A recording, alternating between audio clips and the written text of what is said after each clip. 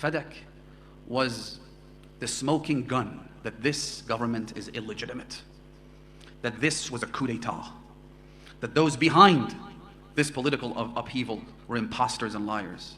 That's the value of Fadak in the eyes of Fatima, not the monetary value.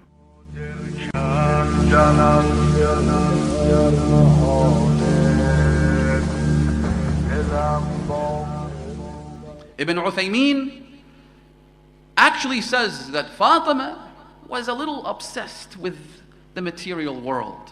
She cared too much, which is why she went and got into this protracted legal fight against the Khalifa over a piece of land. I mean, how much is a piece of land really worth? Was it worth all the trouble? Was it worth doing what she did?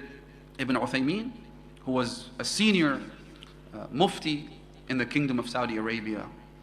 And Ibn Uthaymeen took this and borrowed this idea from Ibn Taymiyyah himself, al-Harrani.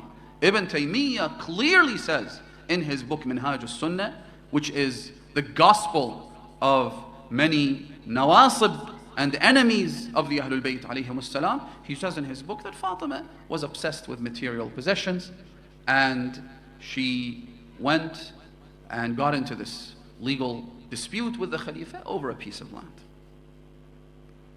When in fact we know that Fatima couldn't care less about material possessions. How could she? God forbid, God forbid. How could this word be used to describe her? Obsessed with material possessions. When Fatima Zahra lived in her father's lifetime, when the Prophet was the king of that entire region, and she lived in conditions of utmost poverty. She would go for days without food, herself and her children. How could Fatima be obsessed with material possessions when she herself says that I only love 3 things in this world of yours? أحب من دنياكم ثلاث. قراءة القرآن, to recite the book of Allah subhanahu wa ta'ala, and to look in the face of my father Rasulullah, قراءة كتاب الله, والنظر في وجه رسول الله. In other words, the only thing I care about in this world is my father. It is God's messenger. How could Fatima Zahra be obsessed with the material world, with worldly possessions? By the way, one of the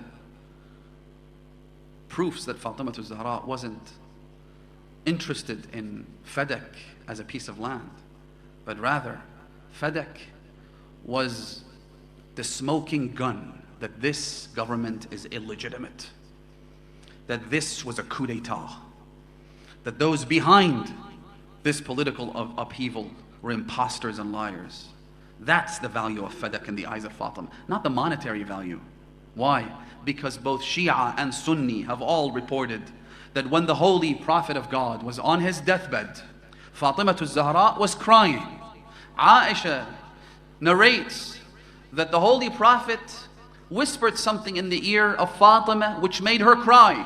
Then he whispered once again, and now she smiled.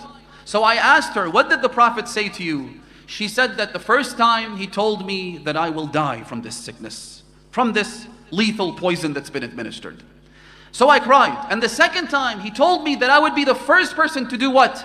To join him, to die. And that made me smile. Now someone who knows that they're going to be the first person to die, do they care about money? Do they care about a piece of land? Or is there something much more important at play?